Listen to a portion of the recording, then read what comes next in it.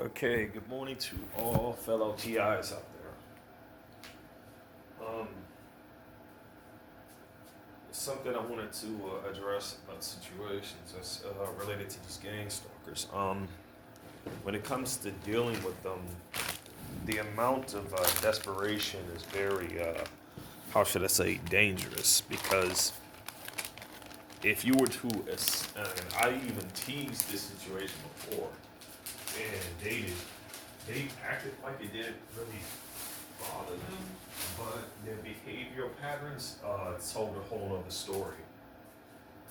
Um, if you tease the idea of escaping, they will freak out. Like, no joke, they will seriously freak out. And this is where it comes down to a very, very large obsession. I'm starting to see the connections with the Bible and that of what is happening here on Earth. I'm starting to see the connections seriously because in the form of food, right? It's the greed of money to them. It's the greed of money. They are so obsessed with this piece, with nothing but pieces of paper that are processed from wood chunks or wood parts that come off of a tree.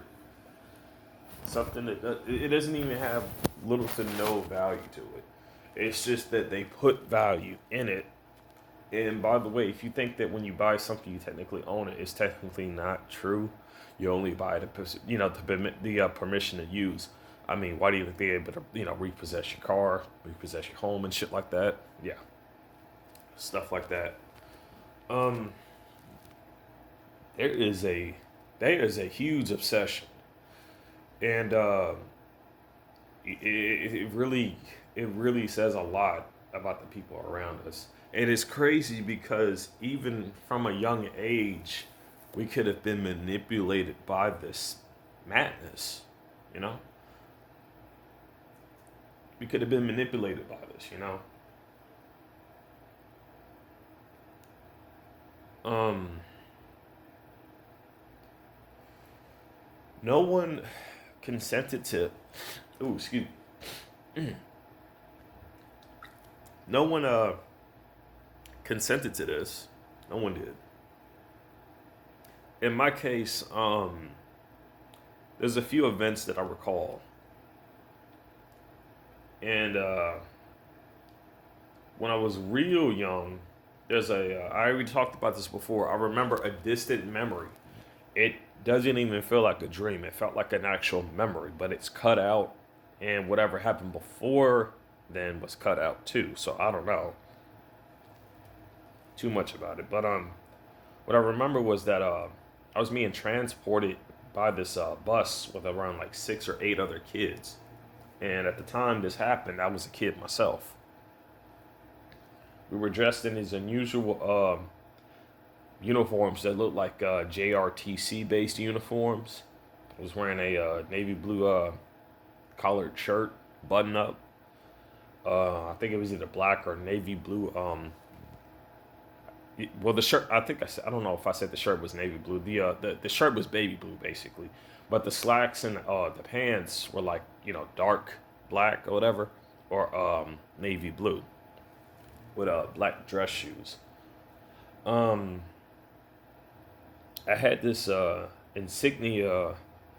I think it was either on the right or the left side of the shirt, and it looked a lot similar to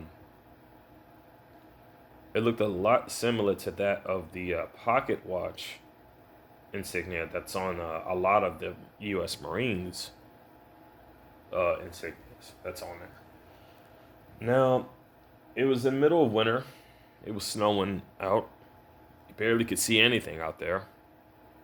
And all I remember was just being transported to this large-looking facility. It had a large barbed wire fence around it, and the white building that we were pulling up to was quite big. I tell you that much. After that, that was it. Now, a lot of things were like blacked out after that. What I do know, or should I say, what I do remember afterwards, is that I was literally staying the night at that building at certain times, and then I come to find out it was a YMCA or something. I don't know. So I don't know if that was a cover up for it. I don't know. Um, Later on, there's two situations to this. When I was a kid, I was sexually abused by a doctor. I don't know who the bastard is though. And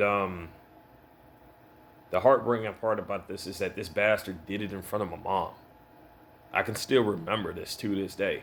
I just don't think that I don't know if she knew. I don't know if she was a perp and she just defected and tried to get me the hell out of there and away from these bastards. I don't know what it was.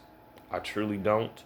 Because I know a lot of unusual bad luck happened to my mom at a certain point in life. And I think she must have been victimized from their mind control because she had a lot of stuff happening to her.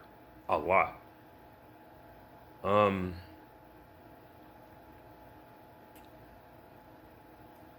as far as anything else is concerned, like after that, man, I remember I had I was living with my grandfather for a bit, right?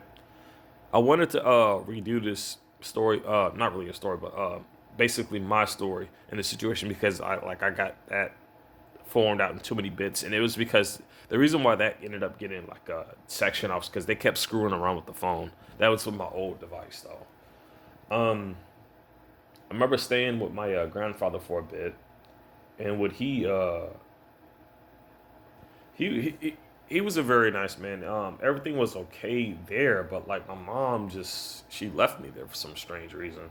I was still going to school and whatnot, but like it was always this unnecessary amount of aggression being projected towards me by the other kids, and I just didn't understand why or when or what the hell I did. Like literally, when I was in elementary, and this is very disgusting what this girl did, and I only just met the girl when I was a kid, man. I had only just met her, and she pulled a stunt like this. I go into the classroom, right? And the teacher introduced me to the kids or whatever, right? To the other fellow kids at the time. And I'm given a worksheet. One of the females in the room ends up asking me, can I see that paper for a second?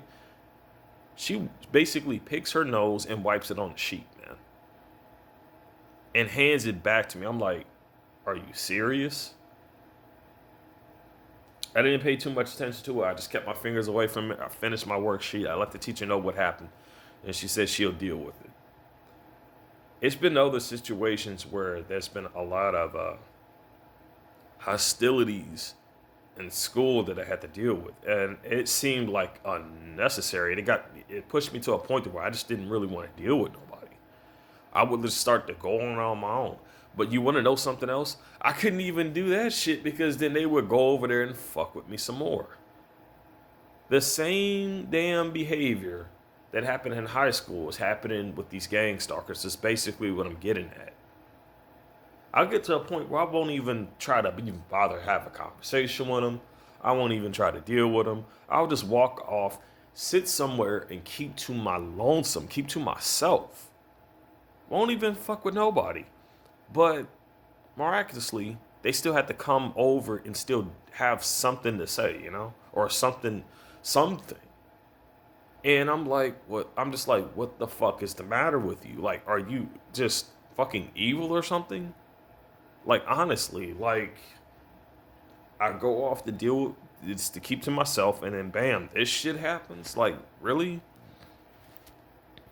I'm not really gonna do too much, just like no more than like 15 minutes of this. Um, Man, like, honestly though, this shit is, whew. When I say it was a very hectic situation, I mean, I'm serious. It was a very hectic situation. People kept trying to unnecessarily pick fights with me. I just didn't understand why. I really didn't get it. And then as I got older, I started to understand what was going on.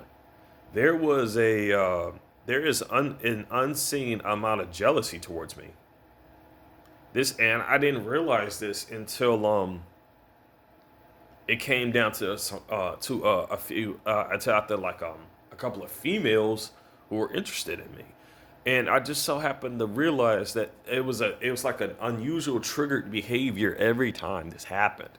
It's like some dude, some random guy feel the need, sees me as this competition. I'm like, dude, I'm not obsessive over that female. You can fucking have her, okay? I'm just gonna go ahead and off to keep to myself, which is why I became MGTOW. Because I've seen that it's just a lot of bullshit. Not saying that there ain't no good women out there. There are. There really are some good women out there. But you need to understand, I became MGTOW to protect myself. I didn't really have much of a damn choice. No one did. No MGTOW out there had a damn choice when it came to this. Like the lifestyle was the only safe route because if we chose to do the natural route, guess what? They were gonna set us the fuck up.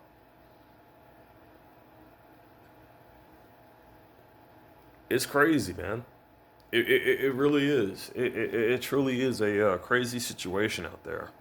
And if not worse, the females out there are being set up too, the actual good ones, and they're just doing that shit for deflective purposes, so we don't actually find a good partner in life. You know, that's why like I'm very hesitant to when it comes to dating.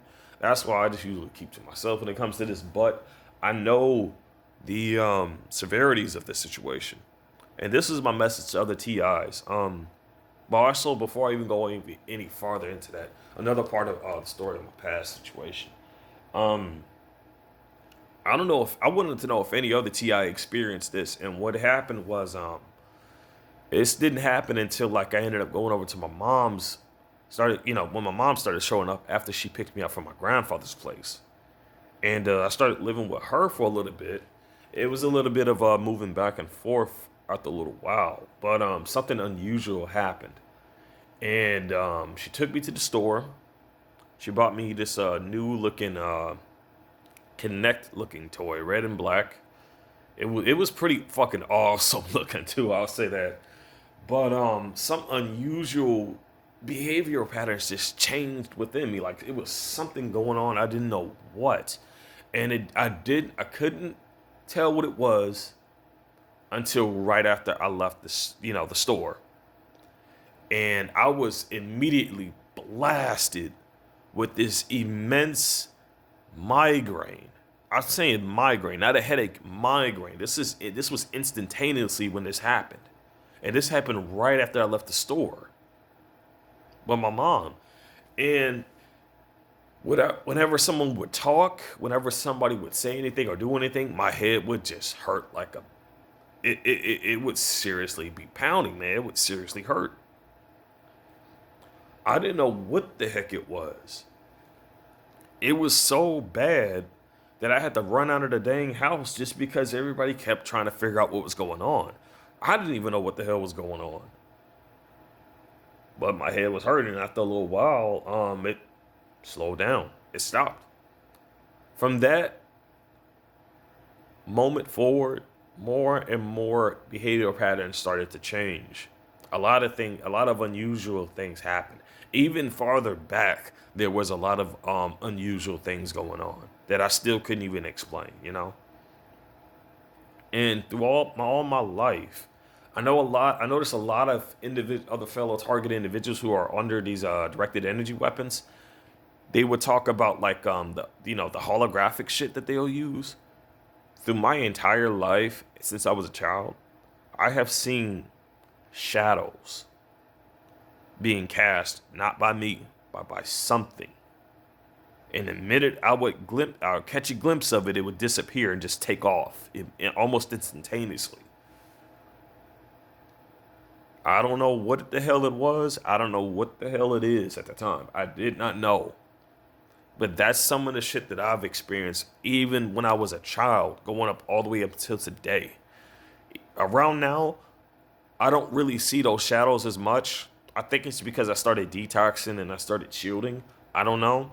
And most likely because, I opened the third eye. But I'm actually gonna leave a vid to the video that I was listening to the other night. And I noticed a change in things that happened when I opened, when I was listening to this to open my third eye. I will warn you though, this video is extremely powerful.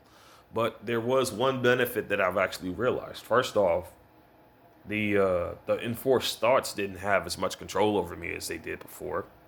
Not to mention, my breathing started to regulate more. I was able to breathe a lot more easily when I was listening to this. So, listen to this at your own risk, but I warn you, get that negative energy out of you first.